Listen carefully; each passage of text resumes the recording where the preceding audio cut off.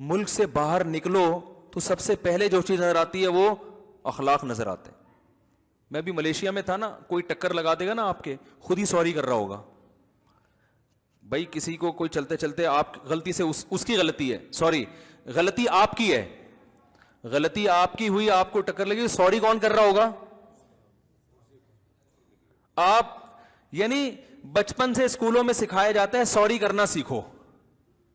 ہم کیا کر رہے ہیں, ہمارے یہاں کیا ہوتا ہے, گاڑی چلا رہے ہیں نا آپ, بھڑتے ہوئے چلے جائیں, ٹھوکتے ہوئے چلے اس کو, اس کے بعد اتر کے 5-6 اور گالیاں اس کے اوپر رکھ کے نکل لیں آگے. یہی ہوتا ہے کہ نہیں ہوتا, دھونس جمانے کے لیے نا.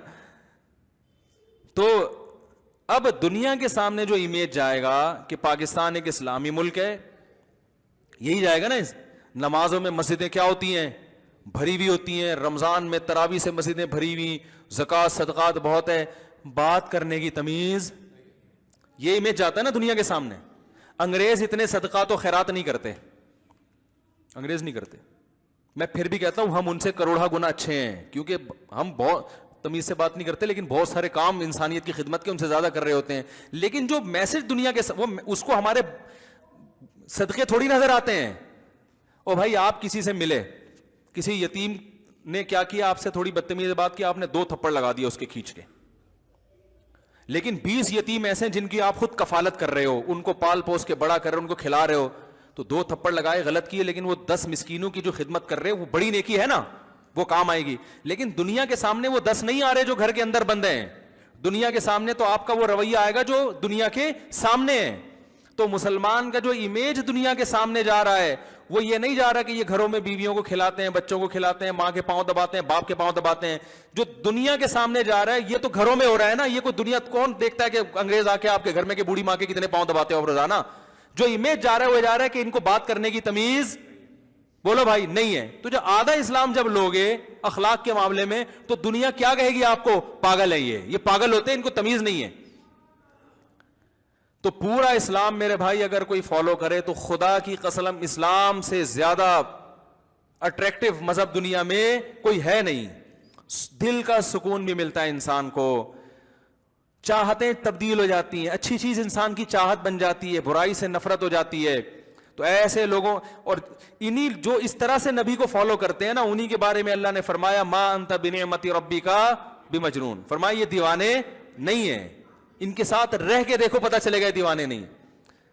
تو جو لوگ دینداروں کو دیوانہ کہتے ہیں یا تو وہ خود پاگل ہوتے ہیں, یا جس کو وہ دیندار کہہ رہے ہوتے ہیں وہ دیندار ہوتا نہیں ہے, وہ آدھی چیز میں شریعت کو لے رہا ہے. میں اکثر کہتا ہوں نا, تبھی ہم کہتے ہیں نا چاروں فقہ میں چاروں برحق ہیں لیکن فالو ایک کو کرو. کہتے ہیں نا ہم بھائی چاروں فقہ درست ہیں, حنفی مالکی شافعی, لیکن فالو کس کو کرو, ایک کو, تاکہ خواہشات کا دروازہ نہ کھلے. اب ایک آدمی کے خون نکلا, وہ کہہ رہا ہے امام شافعی کی رائے کے مطابق وضو ٹوٹ گیا, لیکن میں اس مسئلے میں امام ابو حنیفہ کو فالو کرتا ہوں, ٹھیک ہے نا, میں نماز پڑھوں گا. سوری, امام ابو حنیفہ کی رائے میں وضو ٹوٹ گیا, کہتا ہے لیکن میں اس مسئلے میں امام شافعی کو. تھوڑی دیر میں اپنی بچی کو پیار کیا اس نے, اب امام شافعی کے یہاں وضو ٹوٹ گیا, کہتے ہیں اس مسئلے میں کس کو فالو کر رہا ہوں.